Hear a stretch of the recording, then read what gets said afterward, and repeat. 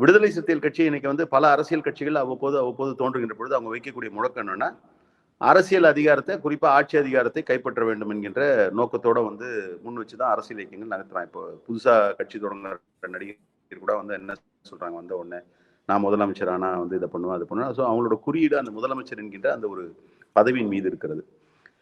விடுதலை சிறுத்தைகள் கட்சியினுடைய தோற்றம் வந்து இது ஒரு சமூக இயக்கமா அடிப்படையில் வந்து ஒடுக்கப்பட்ட மக்களுக்கான ஒரு இயக்கமா வளர்ந்து, அதற்கப்புறம் எந்த மாதிரியான ஒரு டிரான்ஸ்ஃபர்மேஷன் ஆகுதுன்னா வந்து, நம்ம அடிப்படையே அடித்தட்டு மக்களுக்கு வந்து போராடக்கூடிய அதே வேளையில நம்மள சில பேர் வந்து அரசு அதிகாரத்துல, ஆட்சி அதிகாரத்துல போய் உட்கார்ந்தா இதெல்லாம் இன்னும் கொஞ்சம் வேகப்படுத்தலான்றது ஒரு பார்வையா முன்வைக்கப்படுகிறது. இது வந்து ஒரு பெரிய சேலஞ்ச். அடித்தட்டு மக்களை, குறிப்பா ஒடுக்கப்பட்ட மக்களை ஒட்டுமொத்தமா ஒன்று சேர்க்கிறது, அணி சேர்க்கிறது ஒரு பெரிய சேலஞ்ச்.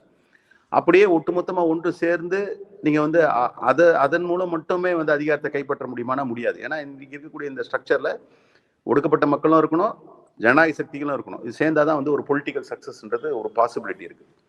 அப்ப இந்த பொலிட்டிக்கல் சக்சஸ் பாசிபிலிட்டி ஆகணும்னா நீங்க வந்து கூட்டணி அரசியல் என்கின்ற ஒரு நிலைப்பாட்டை எடுக்க வேண்டியதா இருக்கு. மற்றவங்க சட்டமன்றத்துக்கு போகணும்னு நினைக்கிறத நான் யாரையும் இப்போ குறிப்பிட்டோ அல்ல வந்து இதுவா சொல்ல, பொதுவான ஒரு தாக்கம், அரசியல் தாக்கம் என்னவா இருக்குன்னா, பொதுவாக அரசியல் கட்சிகள்ல சட்டமன்றத்துக்கு போகணும்னு நினைக்கிறவங்க, சட்டமன்றத்துக்கு போறவங்க சில பேர் வந்து கொள்கை கோட்பாடு அடிப்படையில் வந்து உள்ள போகணும்னு நினைப்பாங்க.